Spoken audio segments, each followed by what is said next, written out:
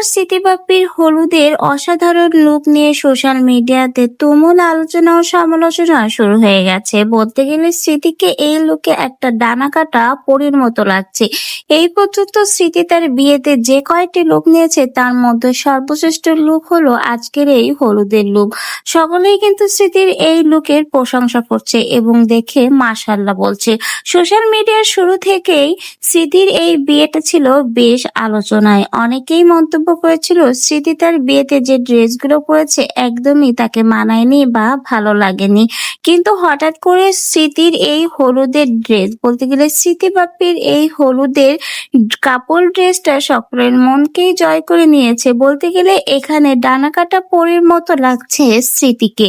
এই সাজে স্মৃতিকে আসলেই অসাধারণ লাগছে, সাথে বাপ্পিকেও কিন্তু বেশ চমৎকার মানাইয়েছে। স্মৃতি বাপ্পির এই জুটি সোশ্যাল মিডিয়াতে কিন্তু বেশ পরিচিত। অনেকেই কিন্তু এই জুটিকে বেশ পছন্দ করে এবং ভালোবাসে। অনেকেই চেয়েছিল স্মৃতি যেন একটা সুন্দর জীবন পায় এবং সুন্দর একজন জীবন সঙ্গী পায় যে স্মৃতিকে ভালোবাসবে।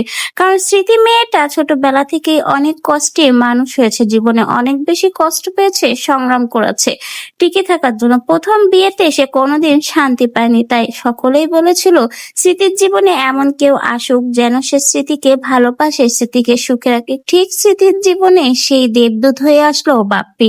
বাপ্পি আর এই স্মৃতির জুটি নিয়ে সকলের মনে বড় একটা প্রত্যাশা এবং আকাঙ্ক্ষা ছিল। শেষমেশ সকলের সেই প্রত্যাশা এবং আকাঙ্ক্ষা পূরণ হতে যাচ্ছে। স্মৃতি আর বাপ্পির এই বিয়ের মুহূর্ত নিয়ে সোশ্যাল মিডিয়াতে কিন্তু বিভিন্ন আলোচনা এবং সমালোচনা হয়েছে, বিশেষ করে তাদের ড্রেস নিয়ে। শেষমেশ স্মৃতি এবং বাপ্পি তাদের হলুদের ড্রেসের ধামাকা লাগিয়ে দিল। সকলে এখন তাদের এই ড্রেস লুক দেখে প্রশংসা করছে। বিশেষ করে স্মৃতিকে এখানে যেন একটা ডানা কাটা পরীর মতো লাগছে।